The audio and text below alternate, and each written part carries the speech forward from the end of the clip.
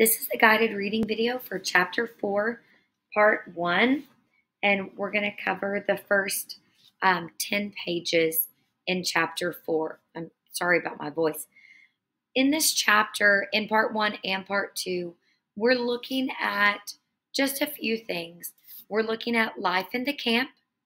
We're looking at the interactions Elie Wiesel has with other prisoners, other people in the camp, commanders, the SS officers, everybody. We're also looking at the multiple references to soup in this chapter. So for life in the camp, I just want you to record your reactions, thoughts, or questions about what life is beginning to be like for Elie Wiesel, his father, and the other Jews. For interactions with the other prisoners, again, the reactions, thoughts, or questions to the different interactions that are recorded here in this chapter. And then for the soup references, I want you to be able to answer the question, why did the soup taste different each night? Of course, once you read the chapter, you'll understand why this question makes sense and how it makes sense. But looking at it before reading the chapter, you're not going to understand that yet. Okay, I'm going to go ahead and get started. Okay, follow along. Again, you can start and stop the video as you like. I will point out other things in Chapter 4 that might not be on this slide to help you with the activities and the discussions that we'll have in class. Okay, all right, Chapter 4. The camp looked as though it had been through an epidemic, empty and dead. Only a few well-dressed inmates were wandering between the blocks. Of course, we first had to pass through the showers. The head of the camp joined us there. He was a stocky man with big shoulders, the neck of a bull, thick lips, and curly hair. He gave an impression of kindness. From time to time, a smile would linger in his gray-blue eyes. Our convoy included a few 10- and 12-year-olds. The officer took an interest in them and gave orders to bring them food. We were given new clothing and settled in 2 tents. We were to wait there until we could be incorporated into work commandos. Then we would be assigned to a block. In the evening, the commandos returned from the work yards. Roll call. We began looking for people we knew, asking the veterans which work commandos were the best and which block one should try to enter. Excuse me. All the inmates agreed. Buna is a very good camp. One can hold one's own here. Next page. The most important thing is not to be assigned to the construction commando, as if we had a choice. Our tent leader was a German, an assassin's face, fleshy lips, hands resembling a wolf's paws. The camp's food had agreed with him. He could hardly move, he was so fat. Like the head of the camp, he liked children. Immediately after our arrival, he had bread brought for them, some soup and margarine. Margarine is like fake butter, if you're wondering. In fact, this affection was not entirely altruistic. There existed here a veritable traffic of children among homosexuals, I learned later. He told us, "You will stay with me for 3 days in quarantine. Afterward, you will go to work. Tomorrow, medical checkup." One of his aides, a tough-looking boy with shifty eyes, came over to me. "Would you like to get into a good commando?" "Of course, but on one condition. I want to stay with my father." "All right," he said. "I can arrange it for a pittance." "Your shoes. I'll give you another pair."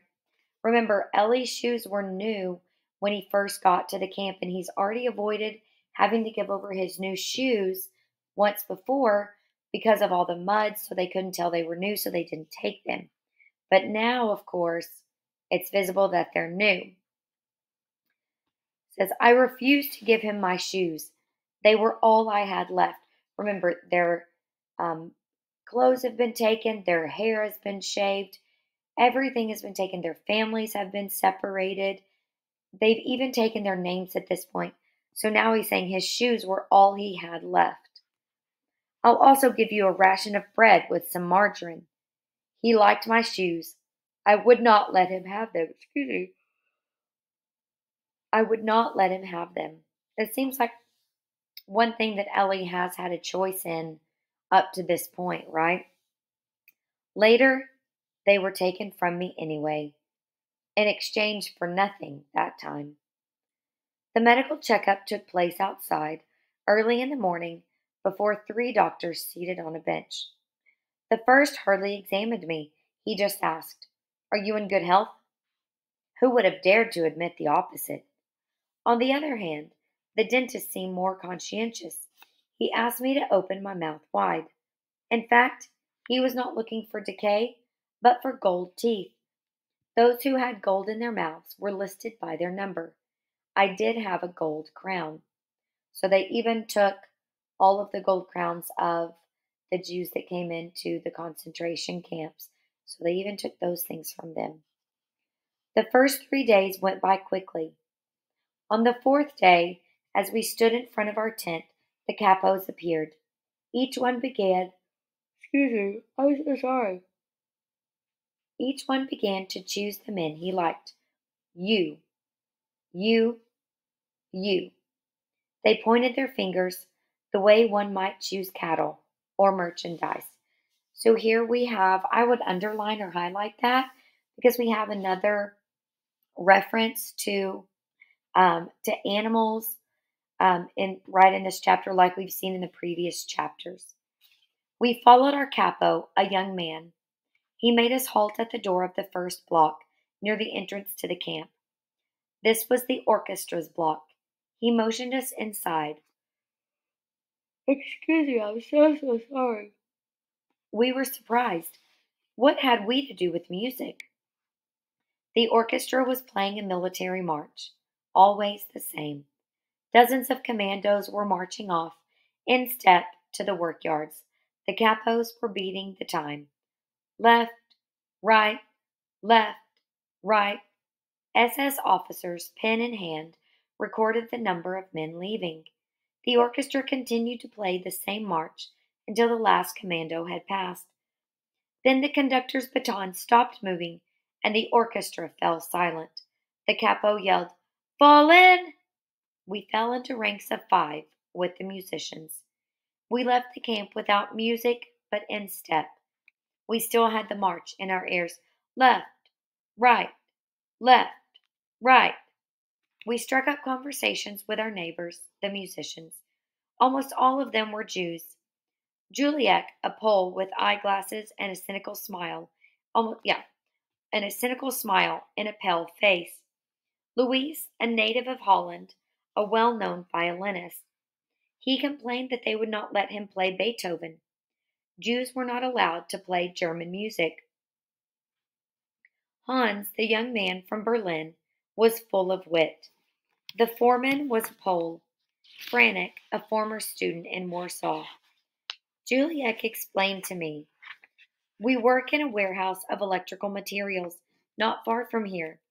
The work is neither difficult nor dangerous. Only Idek, the capo, occasionally has fits of madness, and then you'd better stay out of his way." "You are a lucky little fellow," said Hans, smiling. "You fell into a good commando." 10 minutes later, we stood in front of the warehouse. A German employee, a civilian, the Meister, came to meet us. He paid as much attention to us as would a shopkeeper receiving a delivery of old rags. Our comrades were right. The work was not difficult. Sitting on the ground, we counted bolts, bulbs, and various small electrical parts. The capo launched into a lengthy explanation of the importance of this work, warning us that anyone who proved to be lazy would be held accountable. My new comrades reassured me. "Don't worry, he has to say this because of the Meister." There were many Polish civilians here, and a few French women as well. The women silently greeted the musicians with their eyes. Frantic, the foreman assigned me to a corner. Don't kill yourself. There's no hurry. But watch out. Don't let an SS catch you. Please, sir, I'd like to be near my father. All right, your father will work here, next to you. We were lucky. Two boys came to join our group, Yossi and Tibi, two brothers from Czechoslovakia whose parents had been exterminated in Birkenau. They lived for each other, body and soul. That's a sentence that I have underlined in my book. I thought it just stood out to me, and it makes a lot of sense. Um, and we can see that Elie and his father are getting closer just in the short part of chapter 4 as well, because like Yossi and Tibi, they're the only ones that they have left, even though at this point they don't realize it. They just know right then they don't know where the mom and Zipporah are. So I just highlighted that or underlined that for that purpose. They quickly became my friends. Having once belonged to a Zionist youth organization, they knew countless Hebrew songs. And so we would sometimes hum melodies evoking the gentle waters of the Jordan River and the majestic sanctity of Jerusalem. We also spoke often about Palestine. Their parents, like mine, had not had the courage to sell everything and immigrate while there was still time. We decided that if we were allowed to live until the liberation, we would not stay another day in Europe. We would board the first ship to Haifa. That is actually a port in Israel. Still lost in his Kabbalistic dreams, Akiba Drumer had discovered a verse from the Bible which, translated into numbers, made it possible for him to predict redemption in the weeks to come. Some of the questions that I have here in my book, right? We already saw in chapter 3 the never shall I forget passage where he references the flames that consumed my faith, the flames that had murdered my God and my soul, right? And then now we have him humming melodies, right? Talking about the majestic sanctity of Jerusalem. They're talking about Palestine, and then they're talking about going to Israel after the liberation. And I want you to look at how liberation and redemption are both capitalized. And I want you to think about why they're capitalized. Okay. But some other things I thought, right? Why doesn't he list the verse? Like he has such a good memory about everything else, but why doesn't he give the specific verse? Does he not remember it? Did Akiba Drumer not quote where it was from? Um, or does he not remember? So those are just some questions that I had to that part of the passage. Again, if you need to stop it and then restart so you can catch up on your reactions, thoughts, and questions, please do so. And then start when you're ready. I'm going to continue. We had left the tents for the musicians' block.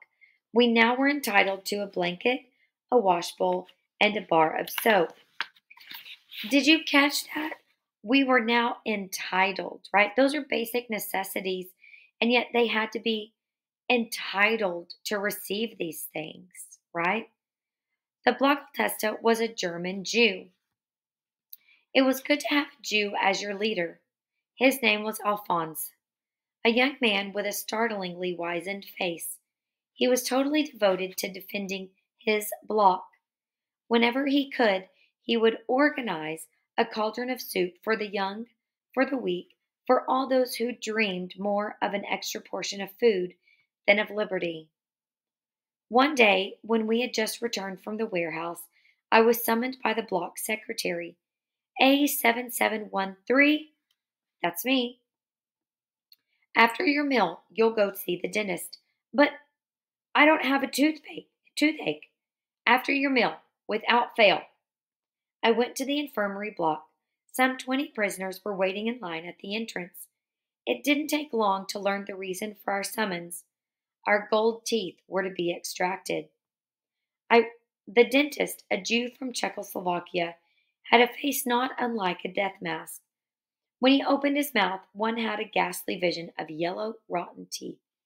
Seated in the chair, I asked meekly, "What are you going to do, sir?"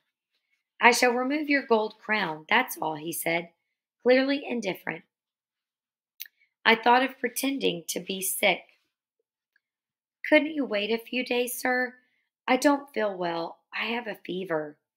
He wrinkled his brow, thought for a moment, and took my pulse. "All right, son. Come back to see me when you feel better. But don't wait for me to call you." I went back to see him a week later. With the same excuse, I still was not feeling better. He did not seem surprised, and I don't know whether he believed me. Yet he most likely was pleased that I had come back on my own, as I had promised. He granted me a further delay. A few days after my visit, the dentist's office was shut down. He had been thrown into prison and was about to be hanged. It appeared that he had been dealing in the prisoner's gold teeth for his own benefit. I felt no pity for him. In fact, I was pleased with what was happening to him. My gold crown was safe. It could be useful to me one day to buy something, some bread, or even time to live. At that moment in time, all that mattered to me was my daily bowl of soup, my crust of stale bread. The bread, the soup, those were my entire life. I was nothing but a body, perhaps even less, a famished stomach. The stomach alone was measuring time. I want you to think about this passage and how he talks about the daily bowl of soup and his crust of stale bread. Notice we don't even have the coffee mentioned anymore. Are they still getting the coffee? And if you think about one bowl of soup and a piece of bread being your entire life, thinking about when we think about the amount of calories that we need to consume versus how many calories and nutrients were actually in the daily bowl of soup and his piece of bread, right? I mean, what is his body actually going through without, excuse me, without the specific nutrients his body needs to function properly? What, based on your knowledge that you've gained from biology this year, what do you know about the systems of the body and what they possibly are going through at this point with the malnutrition that he's experiencing right now? And then if you compare it to things that are happening all around the world, even in Gaza, if you've seen any of the articles about the food convoys not being able to get in and all the kids going hungry, right? Other places, even here in the U.S., in North Texas, kids that are going hungry, right? There are kids uh, that live within maybe 5 miles of you that could be going hungry. You just never know, right? So just think about that for a minute. Record your reactions, thoughts, questions that you have for this. I'm going to continue reading. In the warehouse, I often worked next to a young Frenchwoman. We did not speak. She did not know German, and I did not understand French. I thought she looked Jewish, though she passed for Aryan. She was a forced labor inmate. How many of you have noticed that the people that they are employing in all of these different camps, they're all Jews, right? So they're not employing Germans and outside people. All of the employees, like the dentist, the commandos, all of those, they're all Jews. Just think about that. Okay, I'm going to pick back up reading. One day, when Idek was venting his fury, I happened to cross his path. He threw himself on me like a wild beast, beating me in the chest, on my head, throwing me to the ground, and picking me up again, crushing me with ever more violent blows, until I was covered in blood. As I bit my lips in order not to howl with pain, he must have mistaken my silence for defiance, and so he continued to hit me harder and harder. Abruptly, he calmed down and sent me back to work as if nothing had happened, as if we had taken part in a game in which both roles were of equal importance. I dragged myself to my corner. I was aching all over. I felt a cool hand wiping the blood from my forehead. It was the French girl. She was smiling her mournful smile as she clipped me a crust of bread. She looked straight into my eyes. I knew she wanted to talk to me, but that she was paralyzed with fear. Remember, we talked about the difference between being ruled by hope or being ruled by fear, and we talked about how fear, this phrase right here, being paralyzed with fear. She remained like that for some time, and then her face lit up and she said, in almost perfect German. So we know now that Elie Wiesel spoke German, okay? Bite your lips, little brother. Don't cry. Keep your anger, your hate for another day, for later. The day will come, but not now. Wait. Clench your teeth and wait. What is this? What are these words of advice that she's giving them? Why do you think that she tells him, keep your anger, your hate for another day, for later? Why do you think she's telling him that? I want you to record your reactions, your thoughts about that, those words of wisdom there. Many years later, excuse me, in Paris, I sat in the metro reading my newspaper. Across the aisle, a beautiful woman with dark hair and dreamy eyes. I had seen those eyes before. Madam, don't you recognize me? I don't know you, sir. In 1944, you were in Poland, in Buna, weren't you? Yes, but you worked in a depot, a warehouse for electrical parts. Yes, she said, looking troubled. And then, after a moment of silence, wait, I do remember. Idek, the capo, the young Jewish boy, your sweet words. We left the metro together and sat down at a cafe terrace. We spent the whole evening reminiscing. Before parting, I said, may I ask you one more question? I know what it is.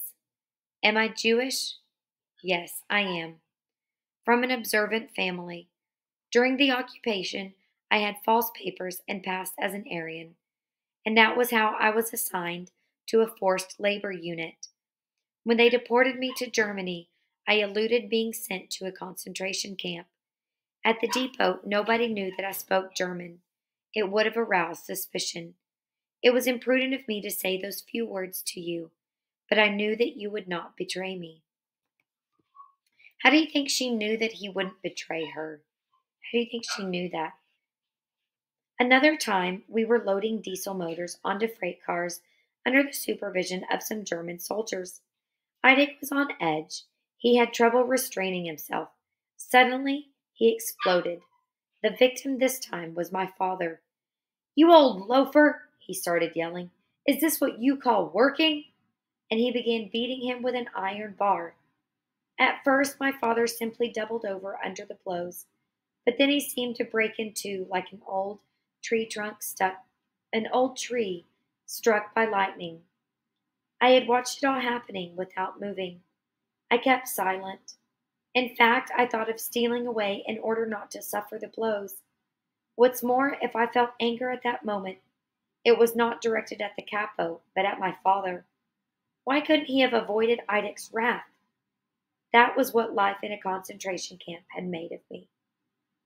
Frantic, the foreman, one day noticed the gold crown in my mouth. Let me have your crown, kid. I answered that I could not because without that crown, I could no longer eat. For what they give you to eat, kid? I found another answer. My crown had been listed in the register during the medical checkup. This could mean trouble for us both. If you don't give me your crown, it'll cost you much more. All of a sudden, this pleasant and intelligent young man had changed. His eyes were shining with greed. I told him that I needed to get my father's advice. Go ahead, kid, ask, but I want the answer by tomorrow. When I mentioned it to my father, He hesitated. After a long silence, he said, "No, my son, we cannot do this. He will seek revenge. He won't dare, my son." Now we see Elie seeking his father's advice, like he mentioned others sought his advice in the very first chapter. Unfortunately, Frantic knew how to handle this. He knew my weak spot. My father had never served in the military and could not march in step. But here, whenever we moved from one place to another, it was in step. That presented Frantic with the opportunity to torment him and on a daily basis to thrash him savagely. Left, right, he punched him. Left, right, he slapped him. I decided to give my father lessons in marching in step, in keeping time. We began practicing in front of our block.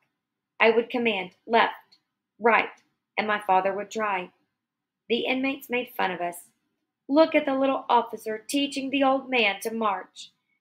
Hey, little general, how many rations of bread does the old man give you for this?" But my father did not make sufficient progress, and the blows continued to rain on him. "So, you still don't know how to march in step, you old good for nothing?" One of the things we're looking at here is the interactions with the other prisoners in this chapter. So, I want you, if you still need to make some annotations about the interactions, this is an interaction. The one that was trying to ask for his shoes in exchange for getting him close to his father, that's an interaction. The woman that spoke German to him when he got beat by Eidik, that's another interaction. So, what are you noticing between the interactions that he's having with these different prisoners, right? The inmates that they interact with. What do you notice about those? Okay, I'm going to go on. Next page. This went on for 2 weeks. It was untenable. We had to give in. That day, Frantic burst into savage laughter. "I knew it. I knew that I would win, kid. Better late than never. And because you made me wait, it'll also cost you a ration of bread. A ration of bread for one of my pals, a famous dentist from Warsaw, to pay him for pulling out your crown." "What? My ration of bread so that you can have my crown?" Frantic smiled. "What would you like? That I break your teeth by smashing your face?" Why do you think he's being like this when they're, as the reference in the third chapter said, we all have the same smoke over our heads, right? So why is Frantic acting this way? That evening in the latrines, meaning like the toilet area, the dentist from Warsaw pulled my crown with the help of a rusty spoon. Frantic became pleasant again. From time to time, he even gave me extra soup, but it didn't last long. 2 weeks later, all the Poles were transferred to another camp. I had lost my crown for nothing. A few days before the Poles left, I had a novel experience. It was on a Sunday morning. Our commando was not required to work that day. Only Eidik would not hear of staying in the camp. We had to go to the depot. This sudden enthusiasm for work astonished us. At the depot, Eidik entrusted us to Frantic, saying, "Do what you like, but do something, or else you'll hear from me." And he disappeared. We didn't know what to do. Tired of huddling on the ground, we each took turns scrolling through the warehouse in the hope of finding something, a piece of bread perhaps, that a civilian might have forgotten there. When I reached the back of the building, I heard sounds coming from a small adjoining room. I moved closer and had a glimpse of Eidik and a young Polish girl, half naked on a straw mat. Now I understood why Eidik refused to leave us in the camp. He moved 100 prisoners so that he could copulate with this girl. It struck me as terribly funny, and I burst out laughing. Eidik jumped, turned and saw me, while the girl tried to cover herself. I wanted to run away, but my feet were nailed to the floor. Eidik grabbed me by the throat. Hissing at me, he threatened, Just you wait, kid. You will see what it costs to leave your work. You'll pay for this later. And now go back to your place. A half hour before the usual time to stop work, the capo assembled the entire commando. Roll call. Nobody understood what was going on. A roll call at this hour? Here? Only I knew. The capo made a short speech. An ordinary inmate does not have the right to mix into other people's affairs. One of you does not seem to have understood this point. I shall therefore try to make him understand clearly, once and for all. I felt the sweat running down my back. A7713! I stepped forward. A crate, he ordered. They brought a crate. Lie down on it. On your belly. I obeyed. I no longer felt anything except the lashes of the whip. 1, 2. He was counting. He took his time between lashes. Only the first really hurt. I heard him count. This concludes Chapter 4, Part 1. This is the guided reading for Chapter 4, Part 2, which is the last 8 pages. We are still looking at the same annotation requirements as we had for the first 10 pages. I'm going to point out some other things in this section of Chapter 4, and then you're going to get to understand this question about the soup, right? So we've still had multiple references to the soup. He mentioned in Part 1 that his entire life revolved now around a daily bowl of soup and a piece of bread, right? And so now we're going to get into more specific instances where he references the soup, so you can answer the question about why did the soup taste different each night. Okay? And he is being whipped. Okay? It starts with 10, 11. His voice was calm and reached me as through a thick wall. 23. 2 more, I thought, half unconscious. The capo was waiting. 24. 25. He got whipped 25 times. Can you imagine that? It was over. I had not realized it, but I had fainted. I came to when they doused me with cold water. I was still lying on the crate. In a blur, I could see the wet ground next to me. Then I heard someone yell. It had to be the capo. I began to distinguish what he was shouting. Stand up! I must have made some movement to get up, but I felt myself fall back on the crate. How I wanted to get up. Stand up! He was yelling even more loudly. If only I could answer him. If only I could tell him that I could not move. But my mouth would not open. At Idic's command, 2 inmates lifted me and led me to him. Look me in the eye! I looked at him without seeing him. I was thinking of my father. He would be suffering more than I. Listen to me, you son of a swine, said Idic coldly. So much for your curiosity. You shall receive 5 times more if you dare tell anyone what you saw. Understood? I nodded.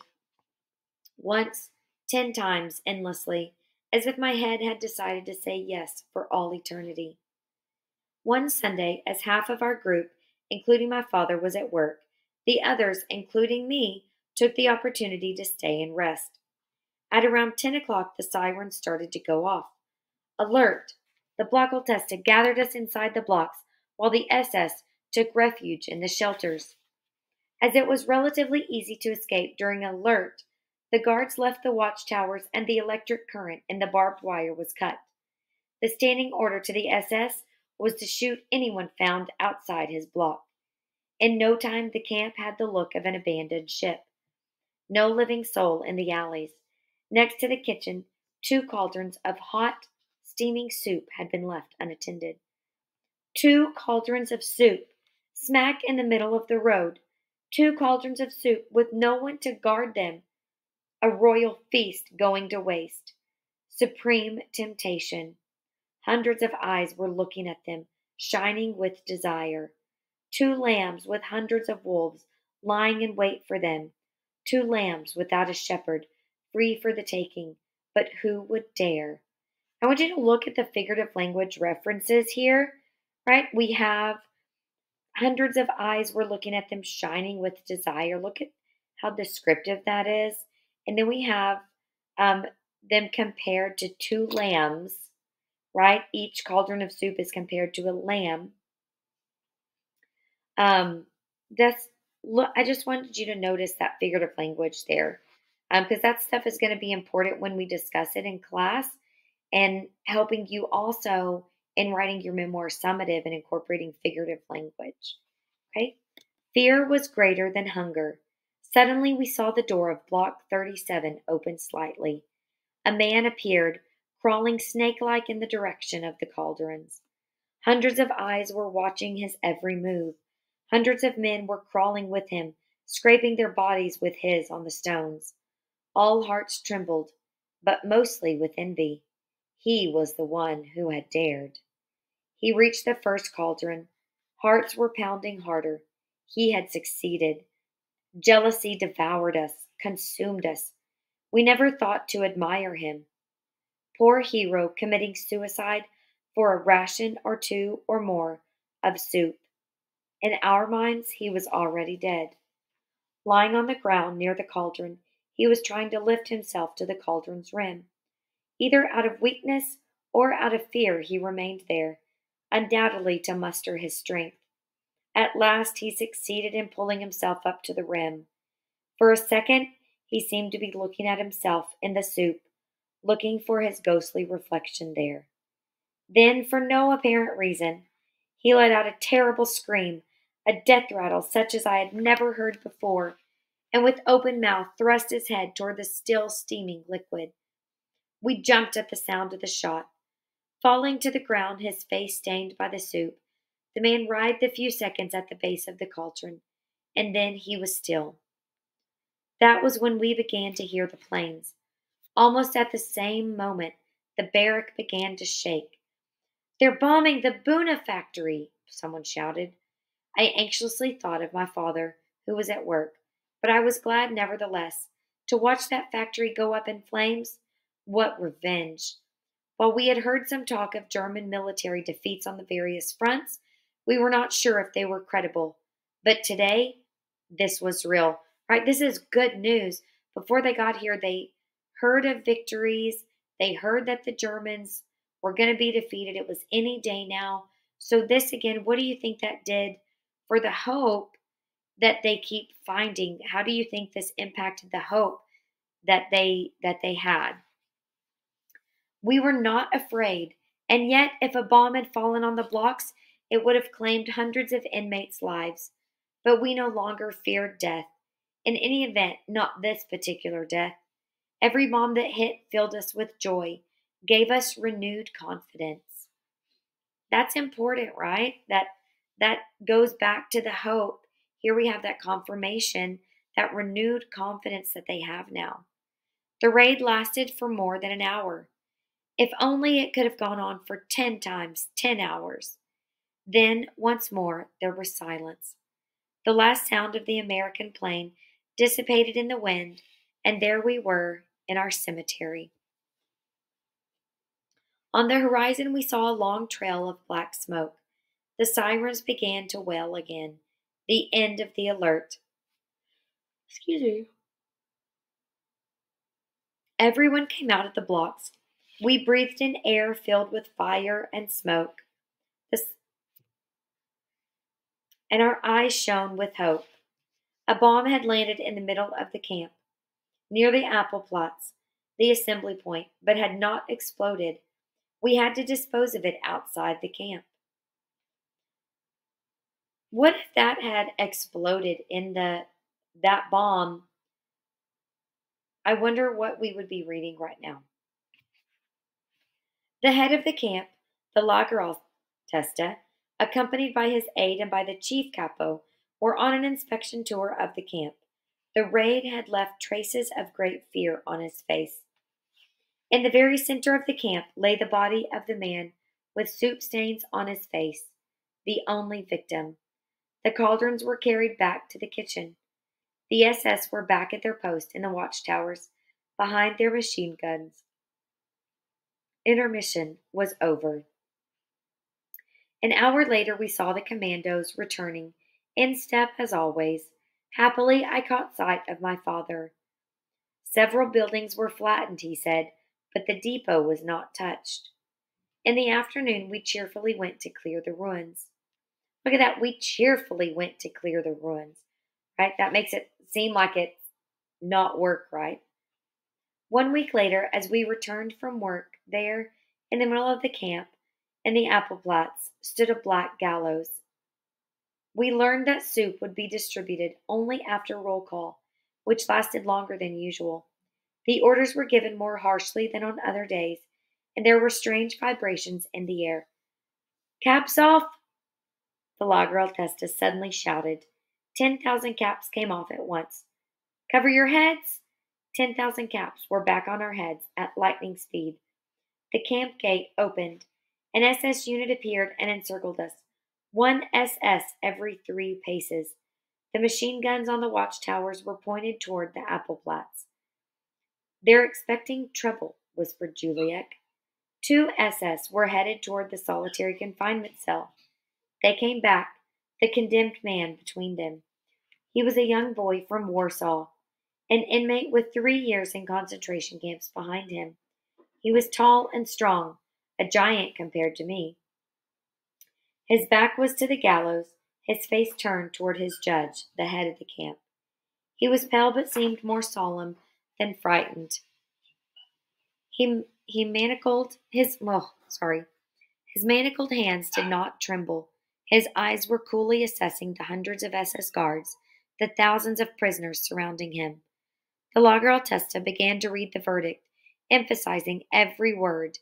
"In the name of Reichsfuhrer Himmler, prisoner number, stole during the air raid. According to the law, prisoner number is condemned to death. Let this be a warning and example to all prisoners." Nobody moved. I heard the pounding of my heart. The thousands of people who died daily in Auschwitz and Birkenau, in the crematoria, no longer troubled me. But this boy, leaning against his gallows, upset me deeply. "This ceremony, will it be over soon?" "I'm hungry," whispered Juliek. At a sign of the Lageraltesta, the Lager Capo stepped up to the condemned youth. He was assisted by 2 prisoners, in exchange for 2 bowls of soup. The capo wanted to blindfold the youth, but he refused. After what seemed like a long moment, the hangman put the rope around his neck. He was about to signal his aides to pull the chair from under the young man's feet when the latter shouted in a strong and calm voice, "Long live liberty! My curse on Germany! My curse! My—" The executioner had completed his work. Like a sword, the order cut through the air. "Caps off!" 10,000 prisoners paid their respects. "Cover your heads!" Then the entire camp, block after block, filed past the hanged boy and stared at his extinguished eyes, the tongue hanging from his gaping mouth. The capos forced everyone to look him squarely in the face. Afterward, we were given permission to go back to our block and have our meal. I remember that on that evening, the soup tasted better than ever. Why do you think that the soup tasted better than ever tonight, after this young man had just been hung? Why does the soup taste better? And then one of the things that I noticed is that they have them take their caps off to show respect to the person that died, but yet during the life in concentration camp, he was shown no respect and treated like dirt, right? He had no name. He had become just a number that was tattooed on his arm, right? And so, but here, as they've executed him, they make the prisoners pay their respects. I wonder why that is. Okay, I'm going to continue reading. Make some reactions, thoughts to that. Okay, pause it, then continue. I watched other hangings. I never saw a single victim weep. These withered bodies had long forgotten the bitter taste of tears, except once. The Obercapo of the 52nd Cable Commando was a Dutchman, a giant of a man, well over 6 feet. He had some 700 prisoners under his command, and they all loved him like a brother. Nobody had ever endured a blow or even an insult from him. In his service was a young boy, a papel, as they were called. This one had a delicate and beautiful face, an incredible sight in this camp. So papels were young men that were given favor and authority by the capos. They were kind of like their assistants. So this papel has a particularly delicate and beautiful face, which was an incredible sight in this camp, as he mentions. Okay. In Buna, the papel were hated. They often displayed greater cruelty than their elders. I once saw one of them, a boy of 13, beat his father for not making his bed properly. As the old man quietly wept, the boy was yelling, "If you don't stop crying instantly, I will no longer bring you bread. Understood?" But the Dutchman's little servant was beloved by all. His was the face of an angel in distress. So sometimes these papels, even though they were given um, some authority and were favored and were like the assistants to these capos, um, they weren't always treated nicely. They were used quite often um, in various ways. One day the power failed at the central electric plant in Buna. The Gestapo, summoned to inspect the damage, concluded that it was sabotage. They found a trail. It led to the block of the Dutch Obercapo, and after a search they found a significant quantity of weapons. The Obercapo was arrested on the spot. He was tortured for weeks on end, in vain. He gave no names. He was transferred to Auschwitz and never heard from again. But his young Papel remained behind in solitary confinement. He too was tortured, but he too remained silent. So somebody is obviously trying to sabotage stuff in the concentration camp. And so they have suspected that it is these two. And so now they are, one was never heard from again, the Papel. Now he's in solitary confinement. The SS then condemned him to death, him and 2 other inmates who had been found to possess arms. One day, as we returned from work, we saw 3 gallows, 3 black ravens erected on the Appelplatz. Roll call. The SS surrounding us, machine guns aimed at us, the usual ritual. 3 prisoners in chains, and among them the little Papel, the sad-eyed angel. The SS seemed more preoccupied, more worried than usual. To hang a child in front of thousands of onlookers was not a small matter. The head of the camp read the verdict. All eyes were on the child. He was pale, almost calm, but he was biting his lips as he stood in the shadow of the gallows. This time the Lager Capo refused to act as executioner. 3 SS took his place. The 3 condemned prisoners together stepped onto the chairs. In unison, the nooses were placed around their necks. "Long live liberty!" shouted the 2 men. But the boy was silent. "Where is merciful God? Where is he?" someone behind me was asking. At the signal, the 3 chairs were tipped over. Total silence in the camp. On the horizon, the sun was setting. "Caps off!" screamed the Lager Altesta. His voice quivered. As for the rest of us, we were weeping. Remember in the last one, it didn't mention that they were weeping, right? And it hasn't mentioned him weeping at any other execution either. So this is a significant line here. And why are they weeping here and they didn't weep at others? Cover your heads. Then came the march past the victims. The two men were no longer alive. Their tongues were hanging out, swollen and bluish. But the third rope was still moving. The child, too light, was still breathing. And so he remained for more than half an hour, lingering between life and death, writhing before our eyes. And we were forced to take a look at him at close range. He was still alive when I passed him. His tongue was still red, his eyes not yet extinguished. Behind me, I heard the same man asking, "For God's sake, where is God?"